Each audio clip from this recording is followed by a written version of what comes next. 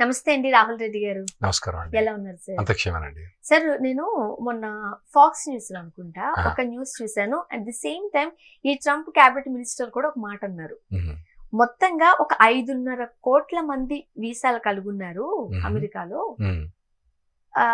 అవన్నీ మేము thoroughly check చేస్తాము, పిన్ టు పిన్ చెక్ చేస్తాము. ఇది న్యూస్ లోనూ వచ్చింది అండ్ క్యాబినెట్ మినిస్టర్ నుంచి కూడా మేము విన్నాము. అవును. ఫస్ట్ థింగ్, ఇది నిజమేనా?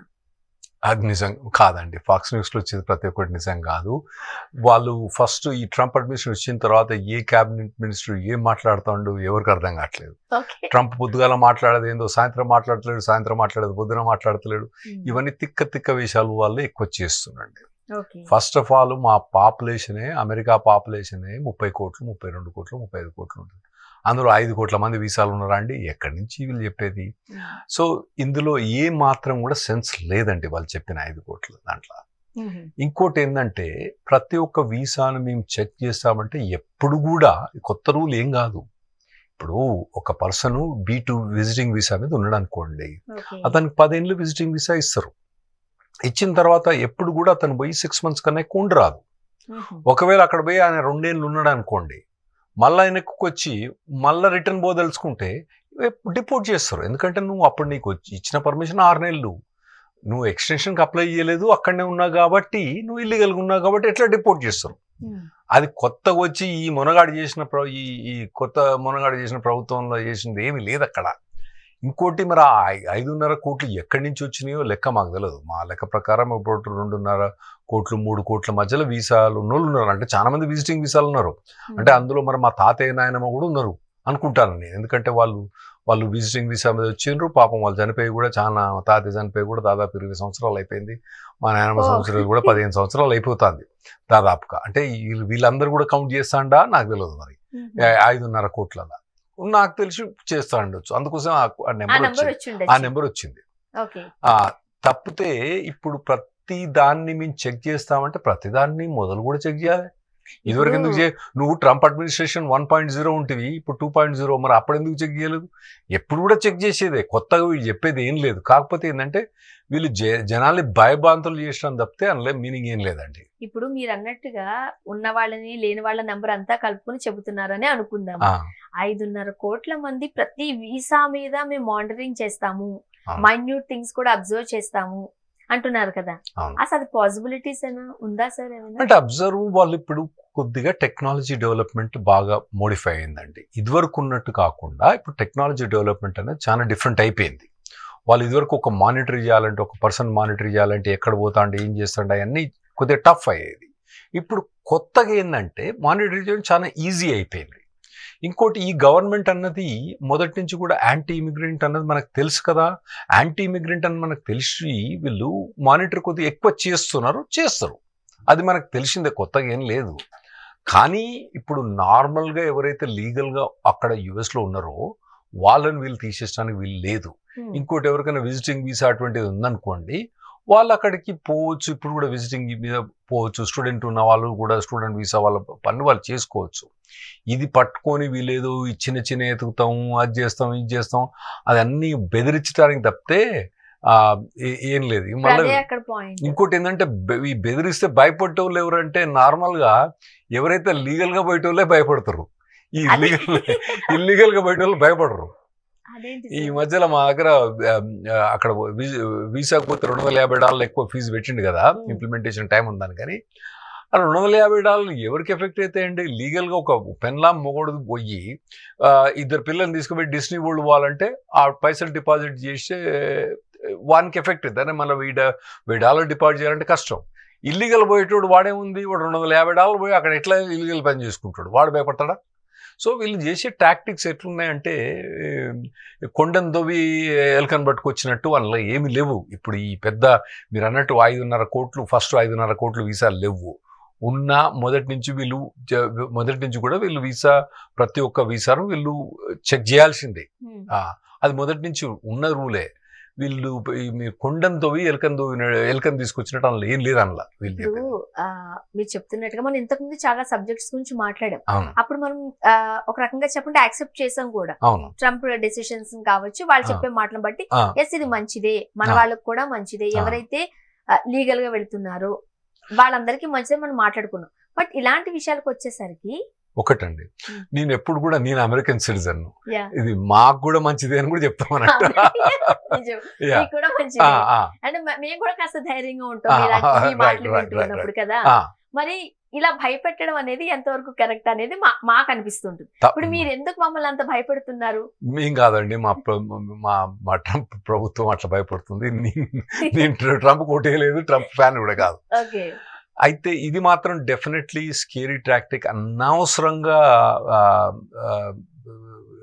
రెచ్చగొట్టడం తప్పితే ఇందులో ఇబ్బందులు పెట్టడం తప్పితే ఇందులో అసలు ఏమీ లేదు.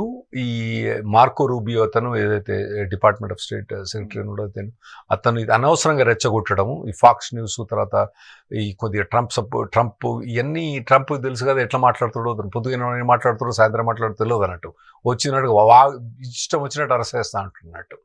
అంతే తప్పితే ఇందులో డీప్ మీనింగ్ అన్నది ఏమీ లేదు. వాళ్ళు పెద్దగా ఇందులో రూల్ మేకింగ్ ప్రాసెస్ కానీ లెజిస్లేటివ్ కానీ ఏమి లేదు. ఇలా మన చాలా ఛానళ్ళు ఏం చెప్పినాయంటే, వామ్మో ఇక కథమే, విజిటింగ్ వీసా ఓ రాదు, స్టూడెంట్ మీద H1 మీద ఓ రాదు, తర్వాత L1 మీద ఓ రాదు, H4 రీడల్ తీసేసాడు, అవన్నీ ఏమి లేవు ఇందులో. అసలు ప్రొవిజనే లేదు, అందులో ఏమీ లేదు. ఇప్పుడు ఏ గవర్నమెంట్ అయినా ఏ దేశం అయినా ఉన్న చట్టాలు వేరు కావచ్చు, కానీ చట్టాలు అయితే ఉంటాయి. దానికి కొన్ని రూల్స్ రెగ్యులేషన్స్ ఉంటాయి. ముఖ్యంగా ఇలాంటి డెసిషన్స్ తీసుకునేటప్పుడు ఖచ్చితంగా దానికి ఒక చట్టబద్ధత, కొన్ని కండిషన్స్ అప్లికబుల్, ఇవన్నీ మనం చూస్తూ ఉంటాం కదా. ముఖ్యంగా ఈ విషయానికి సంబంధించి రూల్స్ ఏంటి, రెగ్యులేషన్స్ ఏంటి? మొదటి నుంచి కూడా రూల్స్ రెగ్యులేషన్స్ ఏంటంటే, ఎవరైనా వీసా వయలేషన్ చేస్తే వాళ్ళ వీసా క్యాన్సిల్ అయిపోద్ది. తర్వాత అక్కడ ఉన్న వాళ్ళను కూడా ఒకవేళ వాళ్ళు ఒక వీసా మీద వచ్చిన అనుకోండి, B2 వీసా మీద వచ్చిండ్రు, B2 మీద వీసా వచ్చిన వాళ్ళు ఏం చేయాలి, అక్కడ వాళ్ళు విజిటింగ్ చేసుకోవాలి లేదా బిజినెస్ పర్పస్ చేసుకొని వాళ్ళ వెనుకకు రావాలి. అక్కడ పోయి గ్యాస్ స్టేషన్ తర్వాత రెస్టారెంట్లో పని చేయొచ్చా, చేయరాదు.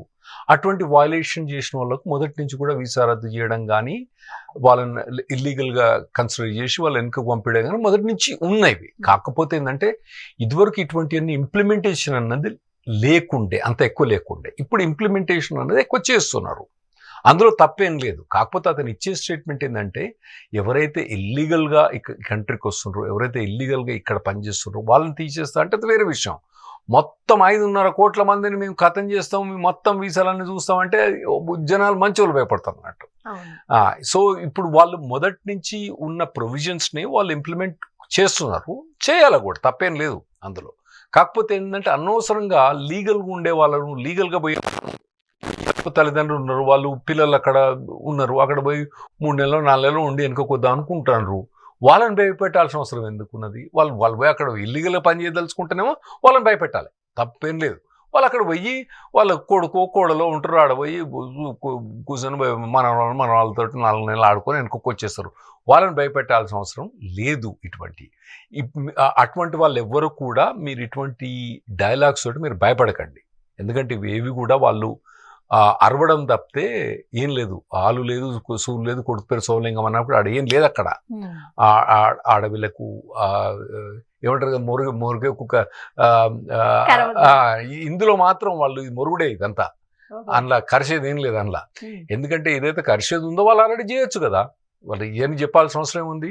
ఏది 5.5 కోట్ల మందిని అని చెప్పి మీరు వాళ్ళు చెప్పాలి ఏంటంటే, ఎవరెవరైతే స్టేటస్ వయలేట్ చేసినారో, ఎవరెవరైతే ఇల్లీగల్గా పనిచేసినారో, ఎవరెవరైతే ఇల్లీగల్ యాక్టివిటీ పనిచేసినారో, ఎవరెవరైతే క్రిమినల్ యాక్టివిటీస్ ఇన్వాల్వ్ అయినారో వాళ్ళని ఇబ్బంది పెడతామని చెప్పాల్సిన అవసరం ఉంది.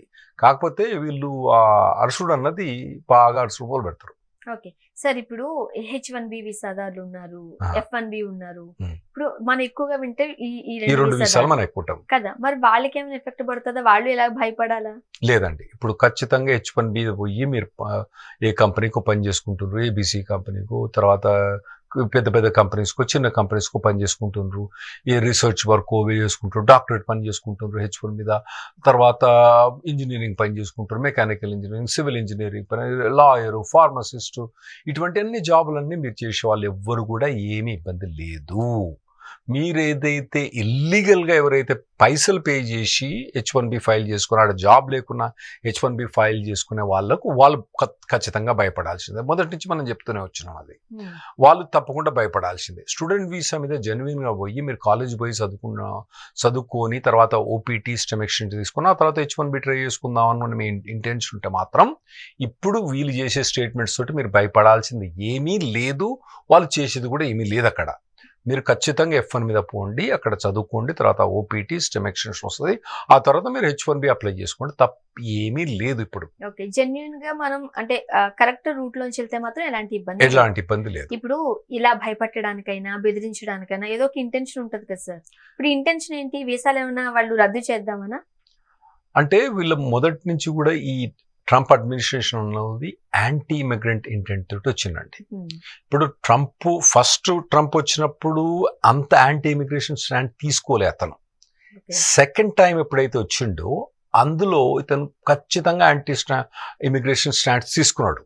వచ్చిన రోజే బర్త్ రైట్ సిటిజన్షిప్ బ్యాన్ చేసిన ట్రై చేసిండు అతను.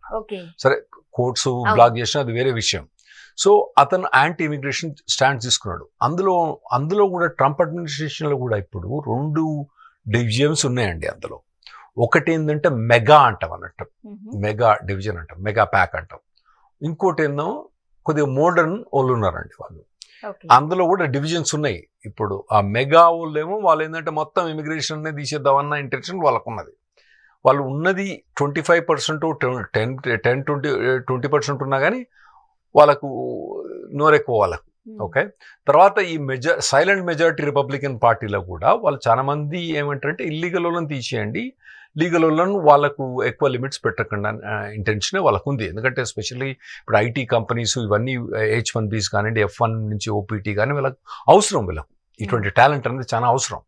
కాబట్టి వాళ్ళు ఈ మోడర్న్ రిపబ్లికన్స్ ఎవరైతే ఉన్నారో వాళ్ళందరూ కూడా ఈ ఇల్లీగల్ ఇమిగ్రేషన్ ఇంప్లిమెంట్ చేయండి, లీగల్ ఇమిగ్రేషన్ అన్న ఇంటెన్షన్ వాళ్ళది. మెగా వాళ్ళది మాత్రం వాళ్ళు మొత్తం ఏమైనా అన్ని ఇమిగ్రేషన్ బంద్ చేద్దామన్న ఇంటెన్షన్ మెగా అని. వాళ్ళు ఓన్లీ 20% 25% ఉంటారు కానీ వాళ్ళు కొద్దిగా నోరెక్కువ వాళ్ళకు. ఇప్పుడు ఇదంతా 1 డే ప్రాసెస్ అయిపోతుంది అని కూడా కొంతమంది అంటూ ఉన్నారు. అది ఏంటండి 1 డే ప్రాసెస్? 1 డే లేదు, బోషానం లేదు, అసలు లేనే లేదు. ఇది రెగ్యులేషన్ లేదు, లా లేదు. ఏదో వాళ్ళు అరిచిండండి మార్కో రూబియో పోయి అక్కడ టీవీలో అరిచిండు అంతే, తప్పితే అందులో ఏదో లేదు. వాడు కూడా ఈ ఎట్లా అంటే ఇదిగో పులి అంటే అదిగో తోకనే వాడు ఎట్లా అంటే అట్లా మాట్లాడుతుండు మార్కో రూబియో. చిన్న పిల్లలు ఏదైనా మాట్లాడితే కూడా వాళ్ళని కూడా అసలు ఈ మధ్యలో ఇంటర్వ్యూ చూసిన చిన్న పిల్ల, ఒక 14 year old పిల్ల, సరే ఆమె ఏదో మాట్లాడగానే ఆమె మీద అంత ఖచ్చితంగా పోయి రివర్స్గా మాట్లాడాల్సిన అవసరం లేకుండా అటువంటి చిన్న పిల్లల మీద కూడా అట్లా మాట్లాడుతుండండి అతను. ఇప్పుడు ఈ ప్రాసెస్ గురించి ఏం చెప్తారు? ఎంతవరకు వచ్చినంత ఏమీ లేదని చెప్తున్నారు మీరు, బట్ వాళ్ళ మాటల త్రూ మనం చూస్తే ఈ ప్రాసెస్ గురించి ఏమంటారు? అంటే ఇప్పుడు కొద్దిగా మీరు ఇంతకుముందు స్టేటస్ వయలేషన్ కానివ్వండి, ఎవరైనా ఇల్లీగల్ యాక్టివిటీస్ చేసిన వాళ్ళని కానీ ఇదివరకు గవర్నమెంట్ కొద్దిగా స్ట్రిక్ట్గా చూసేది కాదు.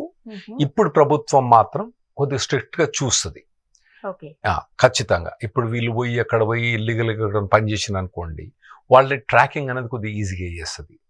తర్వాత ఇల్లీగల్ మీద ఫస్ట్ H1B మీరు ఇల్లీగల్గా ఫైల్ చేసుకొని ఆడ జాబ్ లేకున్నా జాబ్ ఉన్నట్టు చూపెట్టి ఇక్కడ నుంచి డబ్బులు కట్టి అమీర్పేట్ల అక్కడ పోయి జాబ్ ఇన్ హౌస్ ప్రాజెక్ట్ పెట్టుకుని ఆ ఇన్ హౌస్ ప్రాజెక్ట్ ఏముండదు అక్కడ. అటువంటి అన్నీ కూడా ఇప్పుడు ప్రాబ్లం అయ్యే ఛాన్స్ ఉంటుంది ఇటువంటి దాంట్లో. సో నాకు తెలిసి ఇప్పుడు ఈ 5.5 కోట్ల మంది వదిలేయండి, దాదాపుగా ఒక 10,000 మంది 20,000 మంది ఎఫెక్ట్ అయ్యే ఛాన్స్ ఉంటుంది. ఇందులో కొంతమందికి ఇబ్బంది ఉంటుంది. ఎవరైతే అంటే మరి ఉన్నది మొత్తం దాదాపు 2.5 కోట్లు 3 కోట్ల మంది వీసాలు ఉన్నాయి ఇప్పుడు. H1B కానివ్వండి, O1 కానివ్వండి, P1 కానివ్వండి, Q1, A1, A2, A3, B1, B2, C1, C2, D1, D2, E1, E2, E3, తర్వాత F1, F2, చాలా visas, G visa, H1, H2, H3, I visa అంటే మీలాంటి జర్నలిస్ట్కి ఇస్తారు. I వీసా, J1, J2, ఇట్లా దాదాపుగా U వీసాస్ దాకా ఉన్నాయండి. మళ్ళీ అందులో కూడా సబ్ కేటగిరీస్ ఉన్నాయి. P1, P2, O1, O2, ఇటువంటి సబ్ కేటగిరీస్ ఉన్నాయి. ఇన్ని వీసాలు ఉన్నాయి కదండి. సో వీటన్నీ కూడా వాళ్ళు అబ్జర్వ్ చేస్తారు, చేయాలి కూడా. చేస్తారు కూడా. ఇందులో దాదాపు 2.5-3 కోట్ల మంది ఓవరాల్గా వీసా ఉన్నోళ్ళు ఉన్నారు. ఎక్కువ మంది B1 B2 ఉన్నోళ్ళు ఎక్కువ మంది ఉంటారు, మిగతా అన్ని వీసాలు చాలా తక్కువ మంది ఉంటారు అన్నట్టు. అయితే వీళ్ళు ఏమైనా వైలేట్ చేసిండ్రా అన్నది వాళ్ళు కొద్దిగా స్ట్రిక్ట్గా చూస్తారు. ఎవరికి ఇబ్బంది అంటారు? ఎవరైతే వైలేట్ చేసిన అనుకోండి, ఇప్పుడు ఒకవేళ H1 మీద పోయిండు మనోడు, ఆడ జాబ్ లేదు ఏం లేదు, ఆడ కూర్చొని ఉన్నాడు, జాబ్ లేదు, శాలరీ వస్తలేదు, కూర్చొని ఉన్నాడు అక్కడ, అటువంటి వానికి ఇబ్బంది ఉంటుంది, పంపించేస్తారు. స్టూడెంట్ వీసా మీద పోయిండు తర్వాత Day 1 CPTలో జాయిన్ అయ్యిండు, అటువంటి వాడిని రిస్ట్రిక్షన్ చేసే ఛాన్స్ ఉంటుంది ఇందులో. Day 1 CPTs అంటే వీడు పోయిన యూనివర్సిటీ ఒకటి, మంచి యూనివర్సిటీకి పోతాడు, నార్త్ వెస్టర్న్ యూనివర్సిటీకి పోయిండు, లేదా మంచి యూనివర్సిటీకి పోయిండు, ఈ university of Texas of Arlington పోయిండు, అక్కడి నుంచి ఏం చేస్తాడు, ఆడు పోగానే ఇంకో యూనివర్సిటీకి మూవ్ అవుతాడు. Day 1 CPT అక్కడ కాలేజ్ పోనక్కర్లేదు, ఏం లేదు, ఏడాదికి 6 రోజులు కాలేజీ పోలవాడు, ఏడాదికి 6 రోజులు. నేను మా లా కాలేజీ పోయినప్పుడు వారానికి 6 రోజులు పోయేది. వాడు ఏడాదికి 6 రోజులు కాలేజీ పోవాలి. అటువంటి యూనివర్సిటీస్కు వాటన్నిటి కూడా ఇవి ఎఫెక్ట్ అయ్యే ఛాన్స్ ఉంటుందండి ఇతను చేసే స్టేట్మెంట్స్. సో ఎవరైనా కాస్త ఇబ్బందికరంగా బిహేవ్ చేస్తుంటే మాత్రం వాళ్ళకి ఇబ్బంది, లేకుంటే ఇటువంటి అన్ని ఏమి ఇబ్బంది ఏం లేదు. జెన్యూన్ గా వెళ్లే వాళ్ళైతే మాత్రం భయపడాల్సిన అవసరం లేదు. ఇప్పుడు స్టూడెంట్స్ కావచ్చు, ఇప్పుడు వెళ్లే వాళ్ళకి ఏం సజెషన్స్ ఇస్తారు మీరు? ఇప్పుడు స్టూడెంట్ వెళ్ళే వాళ్ళు యాజ్ లాంగ్ మీరు జెన్యున్ గా పోదలుచుకుంటే, మీరు జాబ్ H1 మీద జాబ్ జెన్యున్ తెలుసుకుంటే మాత్రం ఈ పర్టికులర్ ప్రెస్ స్టేట్మెంట్స్ ఏవైతే మీరు ట్రంప్ అడ్మినిస్ట్రేషన్ నుంచి వింటున్నారో వాటిని ఇగ్నోర్ చేయండి కంప్లీట్ గా. మీరు క్యారియర్ గైడ్ వచ్చి రెగ్యులర్ గా ఫాలో కాండి. మేము ఇక్కడ క్లియర్ గా చెప్తాం ఏం నడుస్తుంది ఏం నడుస్తలేదు. ఎందుకంటే క్యాబినెట్ మినిస్టర్స్ వాళ్ళు స్టేట్మెంట్ ఇచ్చినా కూడా వాళ్ళు ఒక సైడ్ స్టేట్మెంట్ ఇస్తున్నారు, ఒక సైడ్ స్టేట్మెంట్ ఇస్తున్నారు కాబట్టి వాళ్ళ స్టేట్మెంట్ వినాల్సిన అవసరం లేదు. 2 సైడ్ నుంచి మా దగ్గర నుంచి కూడా ఏంటండి, క్యారియర్ గైడ్ వచ్చిన తర్వాత మేము క్లియర్గా చెప్తాం కొన్ని రియాలిటీస్ ఏమున్నాయి, కొన్ని ఇవి చేసే ఈ కుక్క మురిగినప్పుడు వాటి కల్లా మీరు భయపడాల్సిన అవసరం లేదు. ఇప్పుడు సాధారణంగా మనం న్యూస్ లో వచ్చేదే ఫాలో అయిపోతాం, అదే నిజం అనుకుంటాం. నేను కూడా ఫాక్స్ న్యూస్ చూసినప్పుడు అదే అనుకున్నాను, అందుకే సబ్జెక్ట్ మీద వరకు మాట్లాడడం జరుగుతుంది. ఇప్పుడు అర్థం కాని వాళ్ళకి, ఇప్పుడు కొత్తగా వెళ్ళాలనుకునే వాళ్ళకి ఈ US కి సంబంధించిన న్యూస్ ఛానల్స్ ఫాలో అవుతారు, అక్కడేమో ఇలాంటివి వింటూ ఉంటారు. మీరేమో కెరీర్ గైడ్ ప్రోగ్రామ్ త్రూ ప్రతిరోజు మీరు అలర్ట్ చేస్తూనే ఉంటారు. ఒకసారి ఆ ప్రోగ్రామ్ గురించి మీరు చెప్తారా? ఒకవేళ ఎవరికైనా ఏమైనా డౌట్స్ ఉన్నాయనుకోండి, మిమ్మల్ని ఎలా అప్రోచ్ అవ్వాలి, వాళ్ళ డౌట్స్ ఎలా క్లారిఫై చేసుకోవాలి? ఇప్పుడు క్యారియర్ గైడ్ అన్నది మేము దాదాపుగా 2-3 సంవత్సరాల నుంచి ప్రతి వారం అప్డేట్ ఇస్తామండి. ఇంకోటి ఏంటంటే మేము కరెంట్ ఈవెంట్స్ ఏవైతున్నాయో ప్రతి వారం మేము వచ్చి అప్డేట్ ఇస్తూనే ఉంటాం. ఇంకోటి నేను మా లా ఫామ్ రెడ్డి న్యూమన్ బ్రౌన్ అన్నది మేము 1997లో ఎస్టాబ్లిష్ అయినాం. అంటే ఇప్పుడు దాదాపుగా 28 సంవత్సరాల నుంచి మేము ఎస్టాబ్లిష్ అయినాము. మాదొక 20 మంది లాయర్లు, తర్వాత ఒక 80 మంది సపోర్ట్ స్టాఫ్ ఉంటారు. సో మేము ఏం చేస్తుంటే వీక్లీ మాకు లాయర్ల మీటింగ్స్ ఉంటుంది. ఎవ్రీ ఫ్రైడే లాయర్ మేము ఎక్స్చేంజ్ అయితే ఇన్ఫర్మేషన్. తర్వాత మేము ఇంకోటి ఏంటంటే every day free conference call conduct చేస్తామండి. ఎవ్రీ డే మేము 2012 నుంచి ఇప్పటిదాకా 13 years నుంచి every single working day, Monday through Friday free conference call చేస్తామండి. మీరు మా వెబ్సైట్లో పోయి మీరు చేసుకొని మీరు ఫ్రీ కాన్ఫరెన్స్ కాల్ కూడా రావచ్చు. అందులో మీకు డబ్బులు పే చేయాల్సిన అవసరం లేదు, ఫ్రీగా ఎటువంటి ఛార్జెస్ లేవు. ఆ తర్వాత మేము వేరే మళ్ళా తర్వాత తెలుగులో కాకుండా మేము ఇంగ్లీష్లో మాకు వేరే ఛానల్ ఉంది. ఆ ఛానల్లో కూడా ఎవ్రీ వీక్ మేము కంపల్సరీ ట్యూస్డే లైవ్ తీసుకొని 100 questions ఆన్సర్ చేస్తామండి. ఎవ్రీ 50 to 100 questions ఆన్సర్ చేస్తాం. అవి కాకుండా మళ్ళీ ఏమైనా న్యూస్ బులెటిన్స్ ఏమైనా కొత్తగా ఏమైనా ఇమీడియట్గా న్యూస్ వచ్చినా కూడా అందులో కూడా మేము పబ్లిష్ చేస్తాం.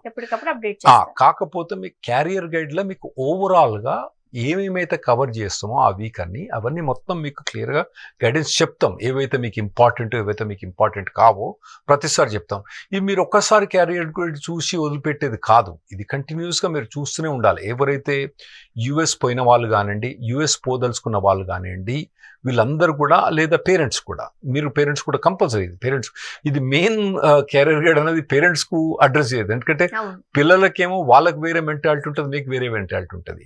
సో ఇది పేరెంట్స్ కూడా ఒక అడ్వైజ్, ఏం ఎక్స్పెక్ట్ చేయాలి పిల్లలతోటి, అక్కడ పోయిన వాళ్ళతోటి, పోయే వాళ్ళతోటి, ఇంకా ముందు పోయడానికి ప్లాన్ చేసుకున్న వాళ్ళకి ఏం ఎక్స్పెక్ట్ చేయాలన్నది కూడా ఈ క్యారియర్ గైడ్ అనేది మీకు క్లియర్గా ఉంటుందండి. మేము ఎక్కడి నుంచో చెప్పిన వాళ్ళం కాదు, ప్రాక్టీస్ చేసి 30 ఏళ్ళ పైన నుంచి ప్రాక్టీస్ చేసుకుంటా ఎవ్రీ డే నేను 30 నుంచి 50 మందికి క్వశ్చన్స్ ఆన్సర్ చేస్తాండి ప్రతిరోజు ఓకే వర్కింగ్ డే. అట్లా ఎన్నో ఏళ్ళ నుంచి 30 ఏళ్ళ నుంచి చేసుకున్నా.